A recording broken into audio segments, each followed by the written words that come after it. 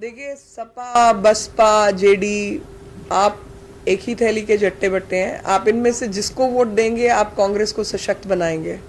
तो जितना हम बाकी चुनाव में बाकी लोगों से लड़ते हैं उतना ही आप है, उसका कोई बहुत अधिक जरूरत से अधिक महत्व देने की आवश्यकता नहीं है। एक एक करके आरएसएस ने कहा है कि आपको लाइटली नहीं लिया जाए। तो सही कहा, क्योंकि बसपा के लिए तो कभी नहीं कहा, उनसे तो वो तो रिकग्नाइज्ड एनिमीज है ना। तो उनसे तो जब अगर हम उत्तर प्रदेश में जाते हैं तो लड़ते हैं, उनके खिलाफ बोलते भी हैं। ये देखिए, एक अगर आप ट्विटर फेसबुक पे फॉलो करें तो एक अजीब किस्म की साइकोलॉजिकल वॉरफेयर चल रही है। आपको मैसेज आता है कि भाई आप मतलब मान लीजिए मैंने ही लिखा कि आम आदमी पार्टी और कांग्रेस साथ साथ हैं, और सिसेरो एसोसिएट एक ऐसी कंपनी है जिसने आम आदमी पार्टी का सर्वे किया, और इसके जो डायरेक्टर हैं वो कांग्रेस के दिल्ली प्रदेश कांग्रेस कमेटी के जनरल सेक्रेटरी हैं, और इसके अलावा इन्होंने कोई काम नहीं किया इस कंपनी ने। मैंने ऐसा कोई कुछ लिखा, तो उसके रिएक्शन में मेरे पास क्या रिएक्शन आएगा, आपको अटैक मत कीजिए। तो मैं कहती हूँ भाई क्यों, and I answered it back. तो मैंने उस व्यक्ति का जिसने ये मैसेज भेजा, और ये लगातार हो रहा है हमारी मीटिंग्स के अंदर, इधर उधर इस तरीके की बात आ रही है। तो उसका जब आप ट्विटर पेज या बाकी उसका टाइमलाइन चेक करते हैं, 1 महीना पुराना, 2 महीना पुराना, 6 महीना पुराना, तो पता लगता है कि वो आदमी थ्रू आउट आम आदमी पार्टी का सपोर्टर है। तो उसके जवाब में मैंने उसको ये जवाब ज़रूर दिया कि भारतीय जनता पार्टी को आम आदमी पार्टी का मेंबर एडवाइस करेगा, ऐसा नहीं होगा। दूसरा, आम आदमी पार्टी वो पार्टी है जिसको कांग्रेस कभी उसके खिलाफ नहीं बोलेगी। So Congress will not and BJP should not. हमें आप कहें कि हम बोले नहीं, और कांग्रेस ने वैसे ही नहीं बोलना, तो आपको तो ओपन फील्ड दे दिया ना। ऐसे थोड़ा ही राजनीति होती है। राजनीति में सीधा स्पष्ट है, जो आरएसएस ने कहा कि जो आपके खिलाफ चुनाव लड़ रहे हैं, आपको नुकसान पहुंचाने की कोशिश कर रहे हैं, तो आप उनको किड्स ग्लव ट्रीटमेंट तो नहीं देंगे ना। फिर तो आप जो कुछ उनकी हरकतें हैं और कांग्रेस के साथ कैसी मिला भगत हो रही है वो आप बताएंगे देश को, कि केवल और केवल एक एजेंडा है कि नरेंद्र मोदी प्रधानमंत्री ना बने, बाकी कुछ हो जाए, यही एजेंडा है ना, और क्या एजेंडा है। तो वो तो अब बात वो भाजपा वाले कहेंगे वो बात कि अगर ये एजेंडा आपका है, और बाकी कश्मीर के विषय पर जिस तरीके का बयान आया है, आज माओवाद को लेकर जिस तरीके का बयान आया है, क्या आप चाहते हैं कि भारतीय जनता पार्टी ऐसे मुद्दों को हाथ से जाने दे और जवाब ना दे? वो तो हम देंगे। और वो मतलब मैं कहूंगी, अगर मैं नहीं दूंगी तो आप मेरे से प्रश्न करेंगे भाई आप चुप कैसे बैठे हैं। When I recognize it's like a war situation, no? Election, every election is a war situation. And every election, you are fighting an election, and that's why the word is fight. You don't contest, but while contesting, you're fighting an election. And when you're fighting an election, you have to recognize who's against you. So recognition. No. Congress is Congress has reincarnated itself in the form of AAP, because on policy, whether it's Kashmir, the stand is consistent. Whether it's Maoism, the stand is consistent. Whether it's the empowerment versus dole strategy, it is consistent. And 4-5 people, all of them come from National Advisory Council. आप इनका background check कीजिए। Yogendra Yadav national advisory council के member थे। अरविंद केजरीवाल अरुणा रॉय के साथ काम करते थे, जो कि नेशनल एडवाइजरी काउंसिल की मेंबर थी। मनीष सिसोदिया भी नेशनल एडवाइजरी काउंसिल में अरुणा रॉय के साथ काम करते।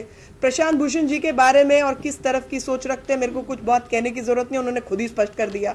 तो आप देख लीजिए कि ये तो सब 10 जनपद से ही निकले हुए लोग हैं किसी ना किसी तरीके से। और रही सही कसर एक इंडिया अगेंस्ट करप्शन की वेबसाइट थी जब अन्ना हजारे जी ने मूवमेंट चलाया था।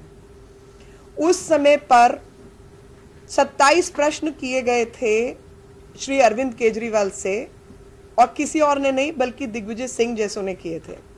और दिग्विजय सिंह जी ने जब प्रश्न किया, उसमें एक प्रश्न किया था कि आपने 15 से 20 साल तक इंडियन रेवेन्यू सर्विसेज में नौकरी की और आप कैसे ईमानदार हैं कि आपका अभी तक ट्रांसफर नहीं हुआ? तो उसके जवाब में इन्होंने 9 प्रश्नों का उत्तर दिया था और उस एक प्रश्न का उत्तर इन्होंने दिया था जिसमें इन्होंने कहा था कि 2005 में श्रीमती सोनिया गांधी जी ने प्रधानमंत्री को और वित्त मंत्री को मेरे ट्रांसफर को रोकने की चिट्ठी दी थी, आप उनसे जाकर पूछिए। वो उनकी वेबसाइट पर एक समय तक वो उपलब्ध था। तो आप इनके कितने गहरे कनेक्शंस हैं कांग्रेस के साथ, इसी एक वक्तव्य से स्पष्ट हो जाता है। मुझे इससे ज्यादा कुछ कहने की आवश्यकता नहीं है, apart from the fact that the background of 3-4 people is all from the National Advisory Council. आज भी आप देखें कि जो शिफ्ट हुआ है वो कांग्रेस का वोट बैंक शिफ्ट हुआ है। सफाई अगर पूरे देश में हुई है तो वो कांग्रेस की सफाई हुई है। और जो थोड़ा सा मामूली सा शक पैदा था कि ये किस तरफ के लोग हैं, वो स्पष्ट हो गया जब दिल्ली में कांग्रेस के साथ मिलकर सरकार बनी। जब आप बात करते हैं कि उनका फोकस ही वो जगहें हैं जहां पर भारतीय जनता पार्टी मजबूत है या भारतीय जनता पार्टी को फायदा होना है, तो जाहिर सी बात है कि वो भारतीय जनता पार्टी के खिलाफ काम कर रहे हैं और उनका जन्म ही भारतीय जनता पार्टी के खिलाफ काम करने के लिए हुआ है और वो कांग्रेस की मदद से ही हुआ है। तो ऐसे में भारतीय जनता पार्टी उनके प्रति कोई प्रेम रखेगी तो ऐसा नहीं होगा ना। नहीं, आपको लगता है कि दिल्ली में आपने सपोर्ट नहीं देकर कोई गलती की है? बिल्कुल ठीक किया, क्योंकि हमने स्पष्ट कर दिया कि ये कांग्रेस ही का खेल था और हमने बता दिया कि बिना हाथ के झाड़ू नहीं चल सकता। बस नहीं, कुछ डैमेज नहीं कर सकती क्योंकि हमारे नंबर और गैप्स उनसे कहीं अधिक हैं। वो डैमेज वहीं होता है जहां पे क्लोज हो, मगर वहां क्लोज नहीं है। और बल्कि दिल्ली के चुनाव में भी जिसको आप डैमेज मान रहे हैं, मेरा आज भी कहना है कि सर्वाधिक बहुमत भारतीय जनता पार्टी का है त्रिकोणीय खेल में भी, और सबसे अधिक जो सीटें हैं वो भारतीय जनता पार्टी की हैं। 28 सीटों वाली पार्टी को मार्केटिंग स्ट्रैटेजी के तहत कहीं भारतीय जनता पार्टी से बड़ा पद देने की कोशिश की गई है, लेकिन आज प्रदेश की और देश की जनता ने देख लिया कि बिना कांग्रेस पार्टी के आम आदमी पार्टी खड़ी नहीं हो सकती और वो खेल सिर्फ और सिर्फ नरेंद्र मोदी को चोट पहुंचाने के लिए किया जा रहा है, लेकिन वो चोट पहुंच नहीं सकती क्योंकि नरेंद्र मोदी लोगों के दिलों और दिमाग में बैठे हैं। No, I will tell you, so far as people joining the BJP, there is a party called Peace Party. Other than the president, almost everybody joined BJP, and that was not a news. Recently, Mr. Hardeep Suri, he joined the BJP. There is no news. Everyday basis, people are joining BJP, from few thousand to few lakhs, and I can show you my phone right now. How many message is? No, ma'am, no, ma'am. I mean, these press conferences have been held.